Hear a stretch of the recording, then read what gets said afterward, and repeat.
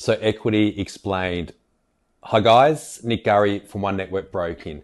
Now today I want to take you through the process of understanding equity and again the process we follow and the logic we follow to determine what that equity is and perhaps what you might be able to do with it. So what we have here is your home. Looks familiar, yeah? In terms of process, again, you need to reach out to us, I should say, because the first thing we need to do naturally is determine what your property is worth. Now, there's a difference between what your property is worth in the market, very relevant and very important if you're in real estate mode and selling mode. But if that's not the case, we need to understand how the bank values your property. So in order to do that, you come to us. What we do is we arrange a valuation. It's independent, it's certified for the bank's use, and it's what we can actually use to determine your equity.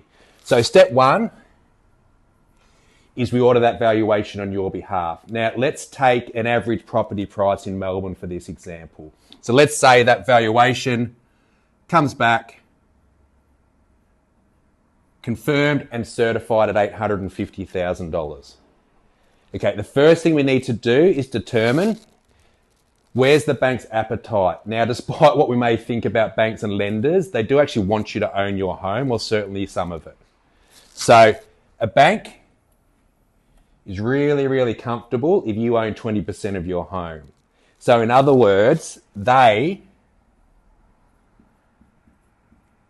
are prepared in this example, okay, to lend up to 80% of the value of your home,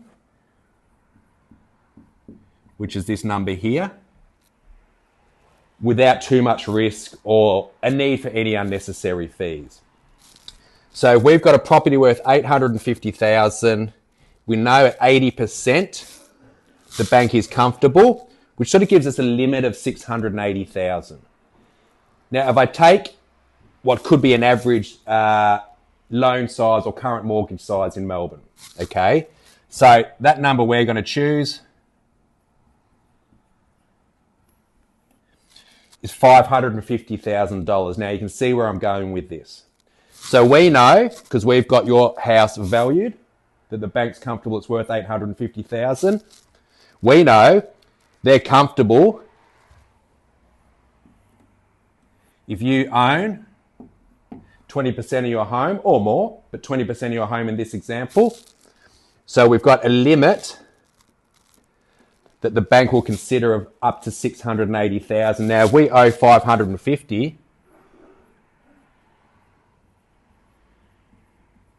we've now realised what your equity is, available equity in terms of lending. Now, that's definitely still equity that you own, but in terms of what we're discussing around lending, the available equity to lend against is $130,000.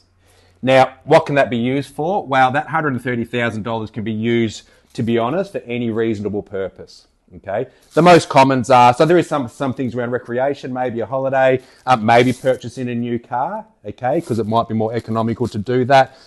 Generally to consolidate some debt, so if we've got car loans, personal loan, credit cards, roll them into one. But the other thing to consider what this $130,000 can do, it can fund the deposit and necessary costs on an investment purchase of $500,000. Guys, something to consider. Come to us first because we start top down across, but we'd love to help.